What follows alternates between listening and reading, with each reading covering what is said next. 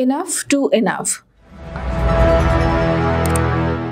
আসছে ডিসেম্বরের মধ্যে নির্বাচনের প্রত্যাশা ব্যক্ত করে সেনাবাহিনী প্রধান জেনারেল ওয়াকারুজ্জামান দেশবাসীকে ঐক্যবদ্ধ থাকার আহ্বান জানিয়েছেন। মারামারি, কাটাকাটি আর কাদা ছোড়াছুড়ি বন্ধ করতে সব পক্ষের প্রতি সতর্কবার্তা দিয়ে তিনি বলেছেন, তা না হলে স্বাধীনতা ও সার্বভৌমত্ব বিপন্ন হবে। পিলখানার বর্বরতা বিডিআর সদস্যরাই সংঘটিত করেছে, ফুল স্টপ। এখানে কোনো ইফ বা বাট নেই। কোনো বাহিনীকে অবমূল্যায়ন না করার আহ্বান জানিয়ে তিনি বলেছেন, আক্রমণ করবেন না, উপদেশ দেন, তা আমরা গ্রহণ করব।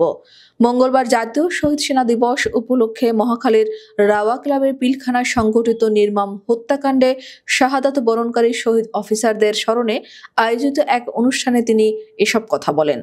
বক্তব্যের শুরুতে শহীদ সেনা কর্মকর্তাদের স্মরণ করেন সেনাপ্রধান। তিনি শহীদদের স্মৃতিচারণ করে বলেন, এখানে আসার পথে তাদের ছবিগুলো দেখছিলাম, আপনারা এগুলো ছবিতে দেখছেন, আমরা কিন্তু এসব চাক্ষুষ দেখেছি বর্বরতার।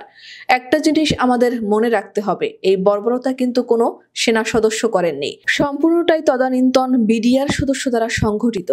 Full stop. এখানে কোনো ইফ এবং বাট নেই। এখানে যদি ইফ এবং বাট আনেন, এই যে বিচারিক কার্যক্রম এতদিন ধরে হয়েছে, 16 থেকে 17 বছর ধরে যারা জেলে আছে, যারা কনভিক্টেড, সেই বিচারিক প্রক্রিয়া ব্যাহত হবে। এই জিনিসটা আমাদের খুব পরিষ্কার করে মনে রাখা প্রয়োজন। এই বিচারিক প্রক্রিয়াকে নষ্ট করবেন না। যে সমস্ত সদস্য শাস্তি পেয়েছে তারা শাস্তি পাওয়ার যোগ্য। এখানে কোনো রাজনৈতিক নেতৃবৃন্দ এর মধ্যে উপস্থিত বা ইনভলভ ছিল কিনা এর জন্য কমিশন করা হয়েছে। কমিশনের চেয়ারম্যান এখানে আছেন, তিনি এটা বের করবেন এবং আপনাদের জানাবেন। বটম লাইন হচ্ছে, সেনা সদস্য যারা প্রাণ হারিয়েছেন তারা প্রাণ হারিয়েছেন তদানীন্তন বিডিআর সদস্যদের গুলিতে। আমরা নিজেরা এই সমস্ত জিনিস নিয়ে ভিন্ন মত পোষণ করছি, কেউ কেউ এই জিনিসটাকে ভিন্ন খাতে প্রবাহিত করার চেষ্টা করছে। এটা আমাদের জন্য মঙ্গলজনক হবে না। আজকে আমি কিছু উপদেশ দিয়ে যাব, সেটা যদি আপনারা গ্রহণ করেন আপনারা লাভবান হবেন, এটা আপনাদের নিশ্চিত করছি।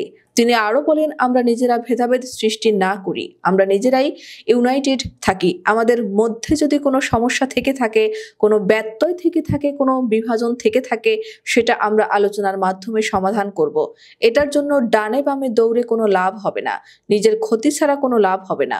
আমি আপনাদের এই জিনিসটা নিশ্চিত করে দিচ্ছি। তিনি বলেন, কিছু কিছু সদস্যদের দাবি তারা 2009 সাল থেকে আজ পর্যন্ত বিভিন্ন শাস্তি পেয়েছেন। কেউ কেউ দাবি করছেন তারা অযাচিতভাবে শাস্তি পেয়েছেন। এটার জন্য আমি একটা বোর্ড করে দিয়েছি। একজন লেফটেন্যান্ট জেনারেল সেই বোর্ডের সদস্য। প্রথম ধাপে 51 জন সদস্যের ব্যাপারে আমার কাছে রেকমেন্ডেশন নিয়ে এসেছে। রেকমেন্ডেশনের অধিকাংশ আমি গ্রহণ করেছি এবং আরো বেশি আমি দিয়েছি। নৌবাহিনী এবং বিমান বাহিনীও তাদের এই কার্যক্রম চালিয়ে যাচ্ছে। তিনি বলেন, আমার স্ট্যান্ড পয়েন্ট হচ্ছে, যদি কেউ অপরাধ করে থাকে সেটার জন্য কোনো ছাড় হবে না, বিন্দুমাত্র ছাড় নেই। আমি আপনাদের স্পষ্ট করে দিচ্ছি, এটা একটা ডিসিপ্লিনড ফোর্স, ডিসিপ্লিনড ফোর্সকে ডিসিপ্লিনে থাকতে দিন। সেনাপ্রধান বলেন, আজকে দেশের এই ক্রান্তি লগ্নে সমস্ত বাহিনী, সমস্ত অর্গানাইজেশন বিপর্যস্ত হয়ে পড়েছে। খালি সেনাবাহিনী টিকে আছে, বিমান বাহিনী, নৌবাহিনী টিকে আছে। কেন? Because of discipline. আমি আমার অফিসারদের আদেশ দিয়েছি, যদি সামান্যতম কোনো সন্দেহের অবকাশ থাকে যে কারো বিরুদ্ধে অ্যাকশন নেওয়া হয়েছে অপরাধী কিনা, যদি সামান্য কোনো সন্দেহের অবকাশ থাকে, সেটা তাদের ফেভারে যাবে। এটা হচ্ছে আমার ঢালাও নির্দেশ। সেই হিসেবে আমার কাছে অনেক প্রস্তাব এসেছে। কোনো প্রস্তাবে আমি নিজে থেকে যোগ করে আরো বেশি আমি দিয়েছি। এভাবে পর্যায়ক্রমে অফিসাররা অ্যাপিয়ার করবে, আসবে। তাদের এই জিনিসগুলো আমরা দেখব। দেখে যদি মনে হয় যে আমাদের কিছু করার আছে, আমরা করব। আমরা ন্যায় নীতিতে প্রতিষ্ঠিত থাকবো ইনশাআল্লাহ। জেনারেল বলেন, আমার অন্য কোনো আকাঙ্ক্ষা নাই, একটাই আকাঙ্ক্ষা, দেশ এবং জাতিটাকে একটা সুন্দর জায়গায় রেখে ছুটিতে যাওয়া।